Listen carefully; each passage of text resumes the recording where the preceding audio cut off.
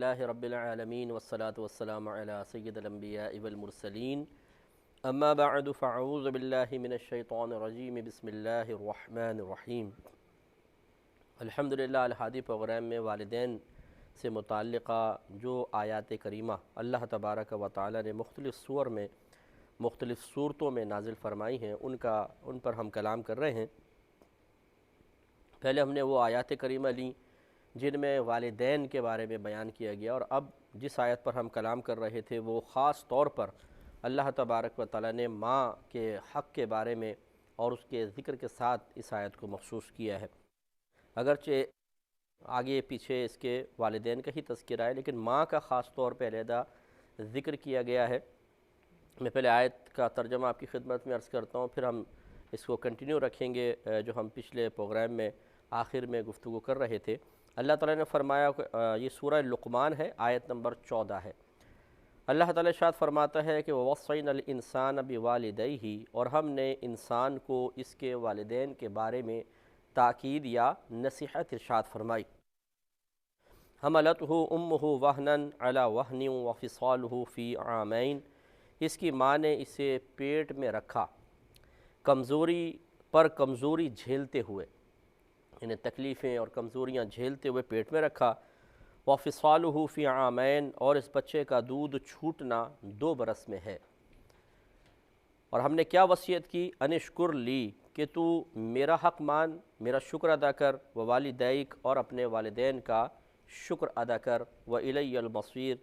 اور آخر انجام کار تم نے میری طرف ہی لوٹنا ہے، یا میری طرف ہی تمہارے لوٹنے کا مقام ہے۔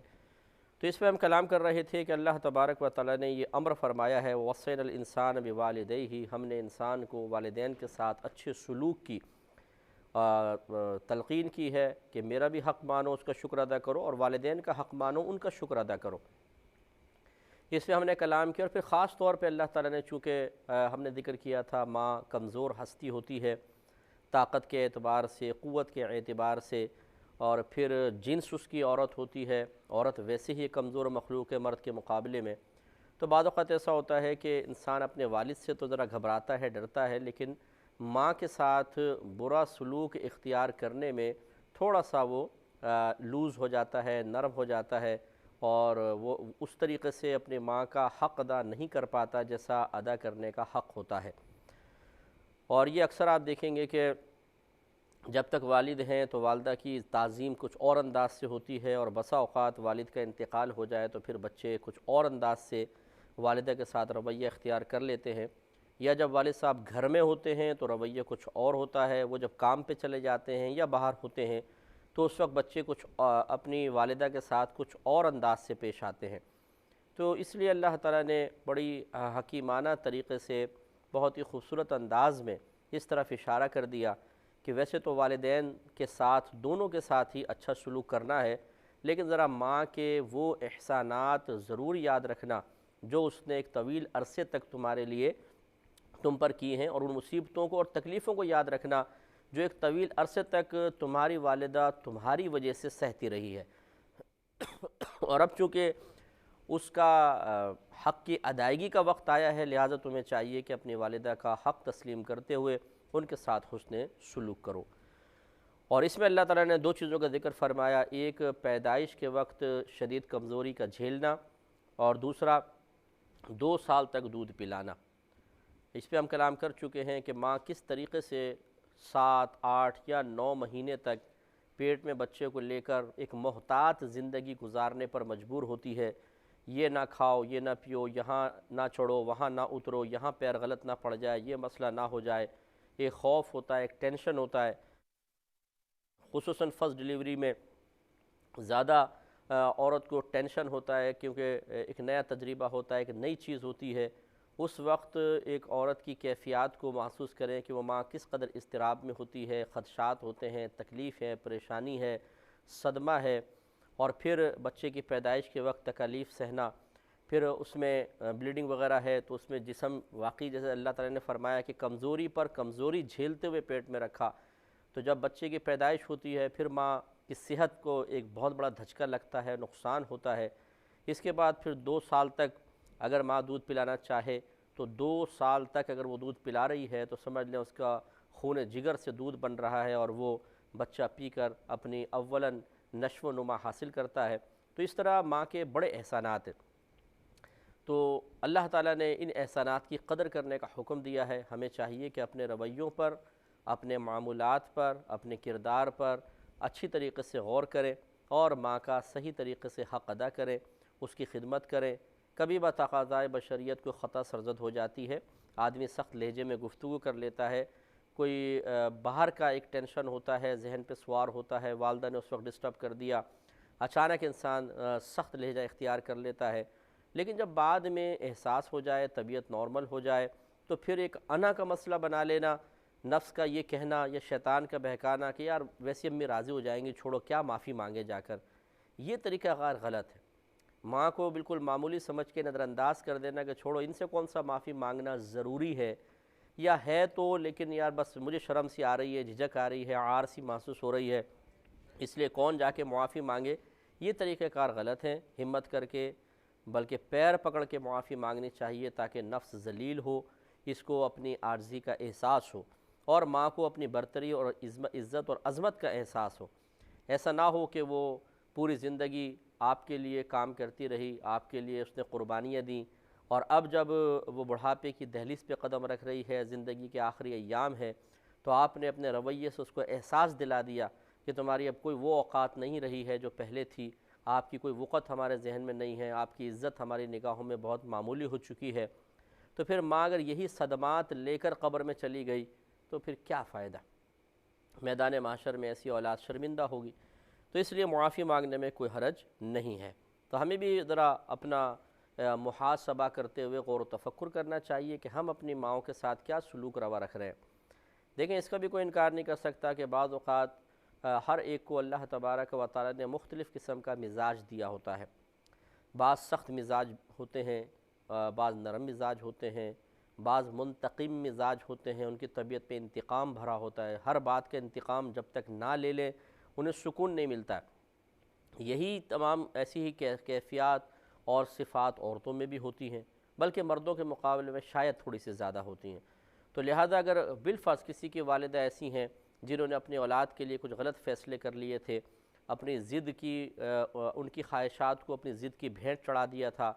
ان کے ساتھ نامناسب رویہ رکھا تھا، فرض کر لیں مارنا پیٹنا زیادہ اور خیال نہ کرنا بچوں کا، اور کچھ ناانصافیاں، ایک اولاد کے ساتھ زیادہ اچھا سلوک، دوسرے کے ساتھ تھوڑا سا برا سلوک کرنا، اگر اس طریقے کے کوئی معاملات بھی ہوں تب بھی اچھی طریقے سے یاد رکھیں کہ اس سے ماں کی عظمت اور عزت اور حق میں کوئی فرق نہیں پڑے گا۔ وہ اگر اپنے فرائض کی ادائیگی میں کوتاہی کے مرتکب ہے تو یہ اس کا اور اس کے اللہ کا معاملہ ہے۔ ہمیں یہ اختیار حاصل نہیں ہے کہ ہم ماں کی گرفت کریں اور واقعات کو انگلیوں پہ گنوائیں، دیکھیں تو آپ نے ایسا نہیں کیا تھا، ایسا نہیں کیا تھا، ایسا نہیں کیا تھا، ایسا کیا تھا، ایسا کیا تھا، اور احساس دلانے کی کوشش کریں کہ یہ آپ کی غلطی تھی، اور ماں کو پھر مطلب ذلیل کریں، شرمندہ کریں، یہ بالکل غلط طریقہ ہے۔ ماں کا حق اپنی جگہ ہے، اگر اس سے کوئی کوتاہی ہوئی ہے تو اللہ تبارک و تعالیٰ ضرور اگر چاہے گا تو ان سے میدان محشر میں پوچھ سکتا ہے، لیکن اولاد کو یہ حق حاصل نہیں ہے کہ ماں کے سابقہ زندگی کے منفی رویوں کو بنیاد بناتے ہوئے وہ اپنے موجودہ رویے کے اندر بگاڑ پیدا کر لیں۔ یہ ایک طرح کا انتقام ہوگا، ایک بدلہ لینا ہوگا، اور ماں سے انتقام لینا، ماں سے بدلہ لینا اس کی شریعت اجازت نہیں دیتی ہے۔ تو یہ بھی اچھی طرح ملحوظ رکھیں۔ بعض یہی بنیاد بناتے ہیں ہمارے ماں باپ نے کیا ہے ہمارے لیے، ماں باہر گھومتی رہی تھیں، جاب کرنے چلی گئیں، ہمارا خیال نہیں کرتے تھیں، والد صاحب باہر رہا کرتے تھے، ہم تو ویسے ہی پل بڑھ کے جوان ہو گئے ہیں۔ تو بھائی جوان تو آپ ہو گئے ہیں، خود پل بڑھ کر ہو گئے ہیں، لیکن آپ کو دنیا میں لانے کا جو صحرا ہے وہ تو ماں باپ کے سر ہی بندھے گا، ورنہ آپ خود آ جاتے دنیا کے اندر، ایسے تو نہیں آ سکتا کوئی بھی۔ اور جس وقت آپ پیدا ہوئے ہیں اس وقت سے لے کر اور اس شعور کی منزل تک پہنچنے تک کہ جب آپ نے ان منفی رویوں کو محسوس کرنا شروع کر دیا، اس سے پہلے کا جو عرصہ تھا اس میں کیا ماں باپ نے کوئی قربانی آپ کے لیے نہیں دی ہوگی؟ پہلے سال سے لے کر 5 سال تک جب بچے کی یادداشت بھی اتنی اچھی نہیں ہوتی ہے، یعنی اس وقت کے واقعات اکثر ہمیں یاد نہیں ہوتے، جو بڑی عمر کے لوگ ہیں اگر وہ اپنے اس وقت کے واقعات دیکھیں گے تو شاید زندگی کے کوئی 2-3 بڑے کوئی واقعات یاد ہوں گے، ورنہ انسان کو کچھ بھی یاد نہیں ہوتا، اور وہی وقت ایسا ہوتا ہے کہ اس میں والدین بچوں کے لیے زیادہ قربانیاں دیتے ہیں، نیند کی قربانی، مزاج کی قربانی، خواہشات کی قربانی اور دیگر پریشانیاں۔ تو بہرحال اگر ماں باپ نے صرف پیدائش تک ہی اپنا تعلق رکھا، اس کے بعد بالفرض نوکروں نے پالا حتیٰ کہ جوان ہو گئے، پھر بھی ماں باپ کا حق ساقط نہیں ہوتا ہے، ان کا حق قائم رہے گا۔ اس لیے اللہ تعالیٰ تبارک و تعالی نے کسی بھی مقام پر ایسا نہیں ہوا کہ والدین کی خدمت کو مقید کیا ہو والدین کے اچھے رویے کے ساتھ، یعنی ایسا کہا ہو کہ اگر والدین نے تمہارے ساتھ اچھا رویہ کیا ہے تو تم ان کے ساتھ حسن سلوک کرو، ہم حکم دیتے ہیں، اور اگر اچھا رویہ نہیں رکھا ہے تو پھر تمہاری مرضی ہے، نہیں، بلکہ اللہ تبارک و تعالی نے مطلقاً والدین کا حق بیان کر کے اس طرف اشارہ فرما دیا ہے کہ والدین چاہے کیسے بھی کیوں نہ ہوں، چاہے وہ اچھے ہوں، چاہے وہ آپ کی نظر میں برے ہوں، مثلا اپنے اعمال وغیرہ کی وجہ سے، بہرحال ان کا حق ہوتا ہے۔ تو اس لیے ہمیں کوشش کرنی چاہیے کہ اپنے والدین کی تعظیم کریں اور ان کی غلطیاں تلاش کرنے کے بجائے ان کے احسانات کو اپنی نگاہوں میں رکھیں۔ آگے اس سے مزید اللہ تعالیٰ نے ارشاد فرمایا وَإِن جَاهَدَاكَ عَلَىٰ أَن تُشْرِكَ بِي مَا لَيْسَ لَكَ بِهِ علم، اور اگر وہ دونوں تجھ سے کوشش کریں کہ تو میرا شریک ٹھہرائے ایسی چیز کو جس کا تجھے علم نہیں ہے، تو فَلَا تُطِعْهُمَا، تو ان دونوں کی اطاعت مت کرنا، وَصَاحِبْهُمَا فِي الدُّنْيَا مَعْرُوفًا، اور دنیا میں اچھی طریقے سے ان کا ساتھ دو، وَاتَّبِعْ سَبِيلَ مَنْ أَنَابَ إِلَيَّ، اور اس کے راستے پر چلو جس نے میری طرف رجوع کیا، جو میری طرف متوجہ ہے، ثُمَّ إِلَيَّ مَرْجِعُكُمْ، پھر میری ہی طرف تمہارے لوٹنے کا مقام ہے، فَأُنَبِّئُكُمْ بِمَا كُنْتُمْ تَعْمَلُونَ، پھر میں تمہیں خبر دوں گا ان تمام کاموں کی جو تم دنیا میں کرتے رہے تھے۔ اس میں ایک اصول اللہ تعالیٰ نے بیان فرمایا کہ والدین کی اطاعت اسی وقت تک ہوگی جب وہ ہمیں کسی اللہ تعالیٰ کی نافرمانی کا حکم نہ دیں۔ جائز امور میں، جائز خواہشات میں، جائز تمناؤں میں ہم ان کا ساتھ دیں گے، لیکن اگر وہ اللہ تبارک و تعالیٰ کے خلاف ہمیں ابھارتے ہیں تو پھر ان کا ساتھ دینے کا حکم نہیں ہے۔ تو یہ حضرت سعد رضی اللہ، بعض نے کہا ہے کہ اس آیت کا شان نزول یہ ہے کہ جب حضرت سعد رضی اللہ تعالیٰ عنہ ایمان لے کر آئے تو آپ کو اپنی والدہ سے بہت زیادہ محبت تھی، تو ان کی والدہ نے وہ ابھی مشرکہ تھیں، مسلمان نہیں ہوئی تھی، تو انہوں نے ناراض ہو کر کھانا پینا چھوڑ دیا اور حکم دیا کہ تم واپس اپنے مذہب میں واپس آ جاؤ، اگر آؤ گے تب میں کھاؤں گی ورنہ میں نہیں کھاؤں گی حتیٰ کہ مر جاؤں گی۔ تو حضرت سعد رضی اللہ تعالیٰ عنہ اب ایک بہرحال مومن تھے، موحد تھے، وہ ڈٹے رہے، لیکن بہرحال ماں کی طرف ایک جیسے میلان ہوتا ہے، ایک دن فاقہ، 2 دن فاقہ، 3 دن فاقہ، تو اس پر پھر یہ اللہ تعالیٰ نے آیت نازل فرمائی کہ اگر یہ والدین تمہیں شرک کی طرف بلائیں، ایسی چیز کی طرف جس کو تم جانتے تک نہیں، یعنی بحیثیت خدا کے تمہیں کوئی معرفت حاصل نہیں ہے، تمہارے نبی نے ان کو خدا قرار نہیں دیا، تمہارے نبی نے ان کی اطاعت کا حکم نہیں دیا، تمہیں اس کا علم نہیں ہے، تو پھر ان کی اطاعت نہ کرو۔ تو لہٰذا پھر آپ نے فرمایا، اپنی والدہ کو پیغام بھجوایا کہ اگر آپ بغیر کھائے مر بھی جائیں تب بھی میں اپنے مذہب کو نہیں چھوڑ سکتا ہوں۔ تو یہ اس طرح کی آزمائشیں صحابہ کرام علیہم رضوان پر آتی رہی ہیں، اور یہی آزمائشیں قیامت تک دیگر مسلمانوں پر بھی مختلف انداز میں آتی رہیں گی۔ لہٰذا بہت سارے گھرانے ایسے ہوتے ہیں جن میں بچے چاہتے ہیں کہ ہم نیک بن جائیں، ہم پرہیزگار بنیں، ہم تقویٰ کا راستہ اختیار کریں، ہم ظاہری طور پہ باعمل بن جائیں، لیکن آج کل کے دور میں ایک ایسی بے پرواہی کی، غفلت کی، بے عملی کی لہر دوڑ رہی ہے کہ نہ خود عمل کریں گے نہ کسی کو کرنے دیں گے۔ بعض ایسے رشتہ دار ہم نے دیکھے ہیں کہ جو دوسرے رشتہ داروں کے پاس جا کر ان کے نیک بننے والے بچے کے بارے میں غلط قسم کی مطلب مشاورت کر کے اس کو بھی دین سے دور کر دیتے ہیں، یعنی جا کے سمجھاتے ہیں دیکھو ہمارا بچہ تو جی ماشاءاللہ صبح جاتا ہے، پھر کالج پھر آتا ہے، پھر اپنے دوستوں کے ساتھ تھوڑا کر کے ہم نے تو اپنے بچے کو ہر برائی سے دور رکھا ہوا، یہ بھی تو کافی ہے، ضروری ہے کہ نمازیں بھی پڑھے، اور ضروری ہے کہ داڑھی بھی رکھے، ضروری ہے کہ فلاں بھی علم بھی سیکھے۔ اس طریقے سے اور پھر یوں فیڈ کرنا کہ اگر تمہارا بچہ اس طرف چلا گیا مولوی بن جائے گا، مسجد کا ہو کے رہ جائے گا، کچھ کھائے گا نہیں، کمائے گا نہیں، کیسے گزارا ہوگا سوچو۔ تو ماں باپ بیچارے خوف زدہ ہو جاتے ہیں، ڈر جاتے ہیں، اور اپنے بچوں کو عملی طور پر دین کے معاملے میں آگے بڑھنے سے روک دیتے ہیں۔ حالانکہ ان کو بھی سوچنا چاہیے کہ کیا دنیا میں تمام داڑھی والے بھوکے مر رہے ہیں، یا دنیا میں تمام داڑھی والوں نے فٹ پاتھ کے اوپر ہاتھ پھیلائے ہوئے ہیں اور بھیک مانگ مانگ کے گزارا کر رہے ہیں؟ کیا ہر داڑھی والا مسجد سے ہی وابستہ ہے؟ ہزاروں آپ لوگ دیکھیں گے، فوج میں بھی ماشاءاللہ داڑھی والے ہیں، کاروباری لوگ ہیں داڑھی والے، سیاست میں بہت سے داڑھی والے ہوتے ہیں جن کو سیاسی مقام اور منصب حاصل ہو جاتا ہے۔ اسی طرح مختلف گورنمنٹ کے شعبوں میں آپ دیکھیں گے، پولیس کے شعبوں میں آپ داڑھی والوں کو دیکھ لیں گے۔ اسی طریقے سے اور بہت سارے مختلف ایسے شعبے جن کو عزت کی نگاہ سے، عام دنیا دار بھی عزت کی نگاہ سے دیکھتا ہے، اس کو اچھا سمجھتا ہے، ان میں آپ کو ایسے لوگ نظر آئیں گے۔ یہ کس نے کہا کہ داڑھی رکھنے والا ضرور مسجد کو ہی جوائن کرے؟ داڑھی رکھنے والا خالی مسجد میں بیٹھ کے قرآن پڑھتا رہے، وہ جاب نہ کرے، اچھی تعلیم حاصل نہ کرے؟